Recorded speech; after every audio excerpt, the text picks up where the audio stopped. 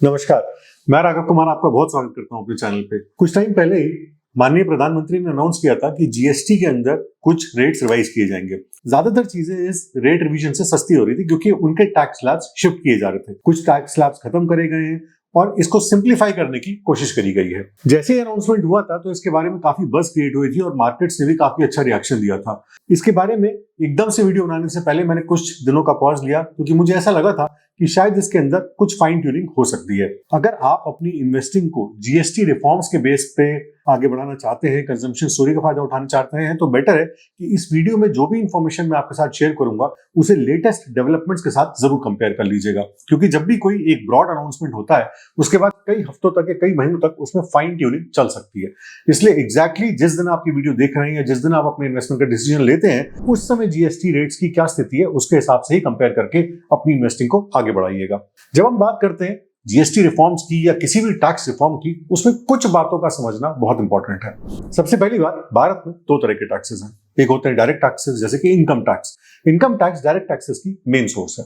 फिर आता है इनडायरेक्ट टैक्सेस जैसे कि जीएसटी। जो भी सामान हम खरीदते हैं उस पर हम जो जीएसटी देते हैं वो इनडायरेक्ट टैक्स के रूप में सरकार तक पहुंचता है। भारत में सिर्फ 2% लोग इनकम टैक्स देते हैं, इसलिए जो भी इनकम टैक्स में चेंजेस किए जाते हैं वो सिर्फ 2% लोगों को अफेक्ट करते हैं। बट जीएसटी में जो भी चेंजेस किए जाते हैं वो ऑलमोस्ट एंटायर पॉपुलेशन को अफेक्ट करते हैं, क्योंकि भले ही किसी भी वजह से टैक्स दिया जाए या ना दिया जाए, सामान तो खरीदा ही जाएगा। चाहे वो शैम्पू हो, साबुन हो, गाड़ियां हो या और कोई सामान हो, जो भी जीएसटी उस गुड पे, उस पर्टिकुलर सर्विस पे बनेगा, उससे सारी ही पॉपुलेशन को फर्क पड़ता है। ये भी इंपॉर्टेंट है कि किसी भी टैक्स रेजिम में, टैक्स स्लैब में या टैक्स सिस्टम में बहुत फ्रीक्वेंट चेंजेस ना किए जाएं। फाइन ट्यूनिंग एक अलग बात होती है कि आपने कुछ गुड्स को उठाया, उनके टैक्स स्लैब्स चेंज करे, जैसे कि जीएसटी में चेंज करे गए, बट अगर मेजर चेंजेस बार बार किए जाएंगे तो इससे लोकल पॉपुलेशन यानी कि भारत की जो आबादी है वो तो अनकंफर्टेबल हो ही जाती है। साथ ही साथ जो फॉरेन इन्वेस्टर्स हमारी इकोनॉमी को दूर से देख रहे हैं, समझने की कोशिश कर रहे हैं और शायद एक इन्वेस्टमेंट का प्लान बना रहे हैं, वो बैकफुट पे चले जाते हैं, कॉशियस हो जाते हैं कि पहले इकोनॉमी स्टेबल हो जाए उसके बाद हम यहाँ इन्वेस्टमेंट के डिसीजंस लेंगे। क्योंकि अगर किसी भी वजह से कोई मेजर टैक्स चेंजेस आते हैं, जो कि इस इकोनॉमी में होता रहता है, जिस देश के लिए भी उनको ऐसा लगता है, तो वो हमारे इन्वेस्टमेंट्स को एडवर्सली इफेक्ट कर सकता है। तो आज हमें बात करनी है जीएसटी रिफॉर्म्स की। अगर आप सोच रहे हैं कि यहाँ पे आपको कोई टिप या एडवाइस मिलने वाली तो इस वीडियो को यहीं पे बंद कर दीजिए, अपना टाइम वेस्ट मत करिए। लेकिन अगर आप एक सीरियस इन्वेस्टर हैं और डीपली इन रिफॉर्म्स को समझना चाहते हैं, खास तौर से इस बात को समझते हैं कि ये सिर्फ एक दिन का, 2 दिन का स्टॉक मार्केट रिएक्शन नहीं है, बल्कि इसकी डीपर और लॉन्ग टर्म रैमिफिकेशंस बहुत ज्यादा गहरी हो सकती हैं और किस तरीके से ये हमारी इकोनॉमी में आगे चल के एक लॉन्ग टर्म इफेक्ट डाल सकता है और इन्वेस्टिंग में किस तरीके से रोल प्ले आउट हो सकता है, तो इस वीडियो को आप एंड तक देख सकते हैं। जीएसटी रिफॉर्म्स 2025 सिर्फ एक टैक्स ट्वीक नहीं है, बल्कि एक ऐसा मूव है जो जीडीपी, इन्फ्लेशन और स्टॉक मार्केट को काफी हद तक मूव कर चुका है। ये सिर्फ मिडिल क्लास के लिए नहीं बल्कि पूरी पॉपुलेशन के लिए एक दिवाली बोनस है और इंडिया की ग्रोथ के लिए एक टर्बो बूस्टर भी बन सकता है। सबसे पहले समझना जरूरी है कि जीएसटी रिफॉर्म्स क्या है और ये क्यों जरूरी है। जीएसटी आया था 2017 में और तब 4-5 टैक्स स्लैब्स इसमें हुआ करते थे, जैसे कि 5%, 12%, 18% और 28%। तब से एक कंप्लेंट बार बार आती है कि ये बहुत कॉम्प्लिकेटेड है। अब 2025 में गवर्नमेंट ने इसको सिंप्लीफाई करने की कोशिश की है।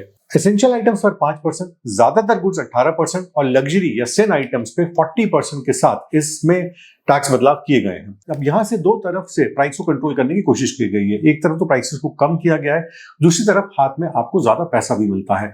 ये परफेक्ट कॉम्बिनेशन है कंजम्पशन बूम का। जब आप किसी चीज पे कम जीएसटी देते हैं तो आपको वो चीज सस्ते में मिलती है पहले के मुकाबले और आपके हाथ में ज्यादा पैसा बचता है, जिससे कंजम्पशन को बूम मिलता है।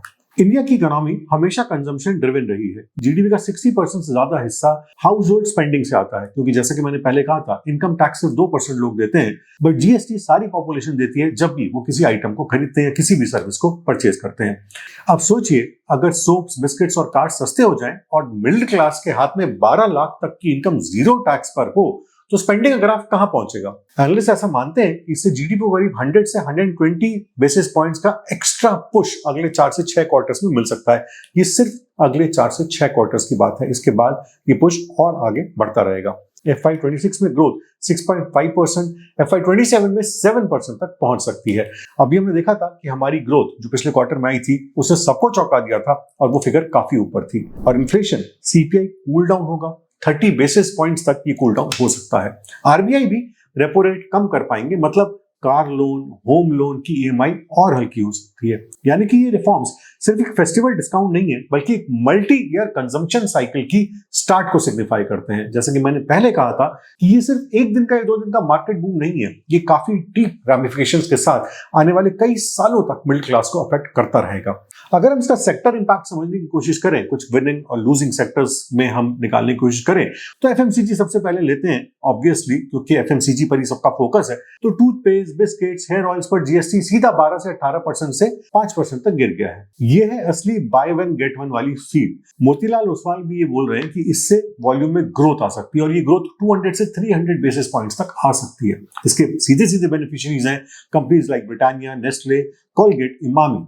टोबैको पर टैक्स हाइक हुई है, 28 से 40% हो गया है, क्योंकि इसको सिन आइटम में कंसिडर किया गया है। तो आईटीसी और गॉडफ्रे फिलिप्स जैसे प्लेयर्स को टेंशन दे सकते हैं, बट मुझे नहीं लगता कि टोबैको में टैक्स बढ़ाने से इसका कंजम्पशन कम होगा, क्योंकि टोबैको पे जब भी टैक्स बढ़ाया गया है वो टैक्स हमेशा कंज्यूमर्स ने अब्सॉर्ब किया है और इसकी सेल हमेशा बढ़ती रहती है। अब कंज्यूमर ड्यूरेबल्स जैसे कि एसीज हैं, टीवीज हैं, ये भी अब बेटर अफोर्डेबिलिटी पे आ गए हैं, क्योंकि इन पे जीएसटी 28% से 18% आ गया है। फेस्टिव सीजन में रिप्लेसमेंट डिमांड और पहली बार एसी खरीदने वाले दोनों के लिए ये एक बम्पर ऑफर है। अगर आप नए एसी खरीदना चाहते हैं, पुरानी एसी को रिप्लेस करना चाहते हैं, या इस तरह की जो भी बातें, तो डेफिनेटली आपकी पॉकेट पे अब ये हल्का रहेगा। रूम एसी की डिमांड 10 से 15% तक एक्सपेक्ट हो रही है। इसमें विनर्स हैं LG, Daikin, Blue Star, Dixon Technologies. अगर ऑटोमोबाइल सेक्टर को देखा जाए तो टू व्हीलर्स में अगर 350 सीसी से कम की बाइक्स हैं, छोटी गाड़ियां हैं, ट्रैक्टर्स हैं, तो इन पे टैक्स कट काफी बड़ा है। रूरल इंडिया में जहां अफोर्डेबिलिटी एक बड़ा फैक्टर है, वहां ये डायरेक्टली डिमांड को अनलॉक करेगा। Maruti, TVS Motors, hero MotoCorp, Bajaj auto, सबको बूस्ट मिलेगा। और एसयूवीज पर कट जो कि 40% हो गया है, महिंद्रा एंड महिंद्रा के लिए परफेक्ट फेस्टिवल गिफ्ट है। एक्सेस सिक्योरिटीज ने बोला है ऑटो स्टॉक्स की री-रेटिंग अब कंफर्म्ड है। सीमेंट पर भी जीएसटी का 28% से 18% हो गया है। पर बैग अगर देखा जाए तो 25 से 30 रुपए पर बैग की कीमत कम हो सकती है। हाउसिंग और इंफ्रा प्रोजेक्ट्स के लिए ये एक रॉकेट फ्यूल है, और अगर आप अपना घर बना रहे हैं तो आपको दोनों तरफ से बेनिफिट मिलता है। एक तरफ आपकी होम लोन की ईएमआई भी कम हो जाती है, और दूसरी तरफ आप जो भी सामान आप अपने घर बनाने के लिए खरीदते हैं तो वो भी अब आपको पहले के मुकाबले कुछ परसेंट सस्ता मिलता है। तो डेफिनेटली इन दोनों चीजों का कॉम्बिनेशन एक अच्छा सिनर्जिस्टिक इफेक्ट पैदा करेगा। एनालिस्ट ऐसा बोल रहे हैं कि मीडियम टर्म में नेट मार्जिन्स इंप्रूव हो जाएंगे। कंपनीज के लिए भी ये बहुत खुशी की बात है। इसकी बेनिफिशियरीज को अगर देखा जाए तो कॉस्ट एफिशिएंट नेम जैसे कि प्रिज्म, जॉनसन, हिंडनबर्ग सीमेंट, ये इसके डायरेक्ट बेनिफिशियरीज होंगे। रिन्यूएबल्स में भी सोलर पैनल्स पे, विंड और फ्यूल सेल्स पे जीएसटी 12% से 5% कर दिया गया है। मतलब कि 5% तक कैपिटल कॉस्ट नीचे आ चुकी है। आईसीआरए बोलता है कि इससे आरई प्रोजेक्ट्स के रेवेन्यूज इंप्रूव होंगे और इंडिया को ग्रीन हाइड्रोजन प्लांट्स को काफी तेजी से पुश मिलेगा। इसके beneficiaries obviously Tata power, JSW energy, Vikram solar और इस तरह की और कंपनीज हैं। बैंकिंग और एनबीएफसी पे इसका बहुत बड़ा रोल आएगा। अगर कंजम्पशन बढ़ेगा तो लोन्स भी बढ़ेंगे। ड्यूरेबल्स, कार्स और पर्सनल लोन्स की डिमांड काफी हद तक बढ़ सकती है। अगर कोई चीज आपको पहले महंगी लगती थी और अब आपको ऐसा लगता है कि वो मुझे 10% डिस्काउंट में मिल रही है, तो एक तरीके से सेल है। हो सकता है कि हम डायरेक्ट कैश पेमेंट ना करके एक छोटा सा पर्सनल लोन लेके अपने कंज्यूमर ड्यूरेबल्स को पूरा कर सके, उसकी डिमांड को पूरा कर सके, या एक कार लोन लेकर के, जो कि पहले कार भी सस्ती हुई और आने वाले समय में कार लोन भी सस्ता हो सकता है। तो इन दोनों के कॉम्बिनेशन से हम लोन्स की तरफ ज्यादा जा सकते हैं। इससे बैंक्स को काफी फायदा होगा। HDFC bank, ICICI bank, IDFC first bank और फाइनेंशियल कंपनीज जैसे कि एमएनएम फाइनेंशियल, चोला फाइनेंस, इस तरह की कंपनीज काफी फायदा इसका उठा सकती हैं। लाइफ और हेल्थ इंश्योरेंस पॉलिसीज भी अब जीरो जीएसटी में आ गई हैं। कंज्यूमर्स के लिए ये एक बहुत ही अच्छी खबर है, और मेरे हिसाब से ये एक लॉन्ग अवेटेड डिसीजन था, क्योंकि लाइफ इंश्योरेंस, हेल्थ इंश्योरेंस आपकी गाड़ी की इंश्योरेंस से कहीं ज्यादा इंपॉर्टेंट है। बट सरकार ने पहली बार इस बात को रियलाइज किया है कि हेल्थ इंश्योरेंस, लाइफ इंश्योरेंस किसी भी तरह की कोई लग्जरी नहीं है, ये एक नेसेसिटी है। हर भारतीय को ये अधिकार है कि वो हेल्थ इंश्योरेंस और लाइफ इंश्योरेंस को कम से कम रेट पर हासिल कर सके, ताकि उसकी फैमिली सिक्योर हो सके।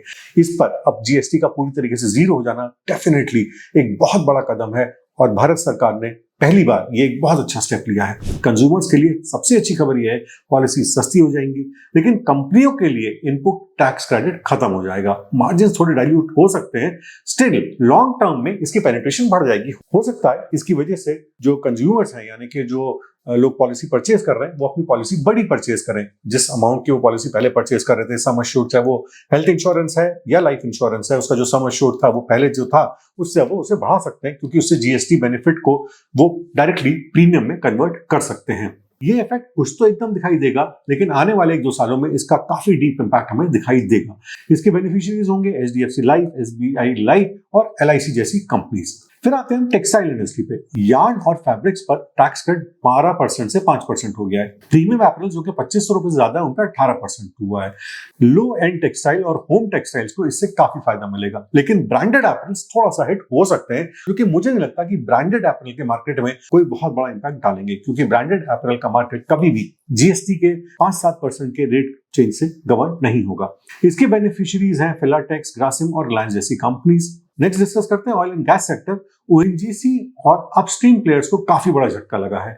ऑफशोर ईएनपी जीएसटी 12% से 18% कर दिया गया है। इनपुट क्रेडिट नहीं है, मतलब 2500 से 3000 करोड़ का डेंट है इन कंपनीज पर। ऑलरेडी ऑयल प्राइसेस नीचे हैं, तो ये एक डबल वैमी सिचुएशन क्रिएट करता है इन कंपनीज के लिए। मार्केट्स ने भी इन रिफॉर्म्स को काफी इंपॉर्टेंस दी और पूरी तरीके से सर झुका के इसका स्वागत किया। रिफॉर्म्स के अनाउंस होने के बाद सेंसेक्स इमीडिएटली 900 पॉइंट्स ऊपर गया था, बट प्रॉफिट बुकिंग ने थोड़ा इसको कम कर दिया है। बट अगर आप पिछले कुछ दिनों में देखें तो मार्केट सेंटिमेंट काफी हद तक ठीक है। निफ्टी ऑटो इंडेक्स 11% एक महीने में बढ़ी, आयशर मोटर्स 19% बढ़ा, मारुति सुजुकी 18%, बाटा इंडिया ने फुटवेयर पर जीएसटी कट से 20% का उछाल लिया। लेकिन दूसरी तरफ रुपया गिरा और रिकॉर्ड लो पीई और गोल्ड हो गया ऑल टाइम हाई पर। एफआईएस ने अब तक 2025 में 1,42,000 करोड़ रुपए की सेलिंग करी है। ये सब दिखाता है कि डोमेस्टिक और ग्लोबल सेंटिमेंट एकदम अलग अलग डायरेक्शन में चल रहे हैं। जैसे कि मैंने पहले कहा था कि अगर कोई भी टैक्स चेंजेस किए जाते हैं और वो टैक्स चेंजेस अगर अनफेवरेबल है, तो लोकल पॉपुलेशन, जो लोकल सिटीजन्स हैं, वो तो परेशान होते ही हैं, बट जो बाहर से हमारी सिचुएशन को एनालाइज करने की कोशिश कर रहे हैं, जिनको हम एफआईए के रूप में जानते हैं, वो भी थोड़ा कॉशियस स्टांस ले लेते हैं। लेकिन क्योंकि अनाउंसमेंट अभी हुए हैं और जीएसटी रेट कट अभी होना बाकी है, तो डेफिनेटली इसका लॉन्ग टर्म इफेक्ट एफआईएस पे किस तरीके का आएगा, ये एकदम से प्रेडिक्ट करना या इसके बारे में बहुत सीरियस अजम्पशंस बना लेना गलत होगा। कोटक सिक्योरिटीज के व्यूज को अगर देखा जाए तो एफएमसीजी और ऑटोज का वॉल्यूम और मार्जिन दोनों इंप्रूव होंगे। आईसीआईसीआई सिक्योरिटीज कहते हैं कि ये एक जबरदस्त इफेक्ट है जो ग्रोथ को आरबीआई के बेसलाइन से और ऊपर ले जाएगा।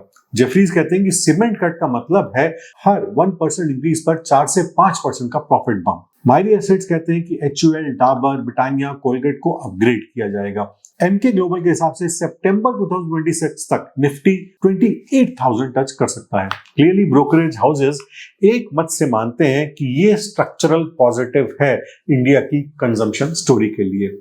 लेकिन हर कहानी में एक ट्विस्ट तो होता है। यूएस टैरिफ्स अभी भी एक बड़ा ओवरहैंग है। एफआईआई फ्लोज नेगेटिव है। Fiscal deficit 48,000 crore foregone revenue से स्ट्रेच हो सकता है। स्टेट्स को कंपनसेशन देना पड़े तो और भी प्रेशर बढ़ सकता है। सबसे क्रिटिकल है एग्जीक्यूशन। अगर कंपनियां जीएसटी कट का फायदा कंज्यूमर्स तक पास नहीं करेंगी तो डिमांड इंपल्स कमजोर हो जाएगी और इस पूरी एक्सरसाइज को काफी बड़ा झटका लगेगा। और अगर वैल्यूएशंस की बात की जाए तो इंडिया अभी भी ईएम पीयर जैसे कि चाइना, हांगकांग से ज्यादा एक्सपेंसिव है। ये भी एफआईएस को काफी हद तक हमारे यहाँ इन्वेस्ट करने से रोक रहा है, जो सिर्फ पी के बेस पे इन्वेस्टिंग करते हैं। तो सवाल आता है कि रिटेल इन्वेस्टर्स क्या करें। ऐसे में जो भी कंजम्पशन लेड सेक्टर्स हैं उनके बारे में और स्टडी करना, उनको क्लोजली वॉच करना इंपॉर्टेंट है। जैसे कि एफएमसीजी, ऑटो और सीमेंट, उससे लिंक्ड जो इंफ्रा कंपनीज हैं, ये मीडियम और लॉन्ग टर्म में अब ज्यादा स्ट्रॉन्ग हो सकती है। रिन्यूएबल्स में एक्सपोजर पहले भी रखना इंपॉर्टेंट था और आज अब ये और ज्यादा इंपॉर्टेंट हो सकता है, क्योंकि इससे ग्रीन ट्रांजिशन को काफी फायदा मिलेगा जो जीएसटी कट किया गया है। बैंक्स और एनबीएफसीज को एक नई लाइफलाइन मिल सकती है रिटेल लेंडिंग से बेनिफिट की वजह से। इंश्योरेंस को लॉन्ग टर्म से अगर देखा जाए तो डेफिनेटली ये प्रॉफिटेबल रहेगा। ऑयल एंड गैस अपस्ट्रीम फिलहाल अवॉइड करा जा सकता है, क्योंकि शॉर्ट टर्म में उनके लिए कोई भी पॉजिटिव नहीं है। ये जरूरी है कि एफआईएस के फ्लो और ग्लोबल क्यूज को ट्रैक करना मैंडेटरी है।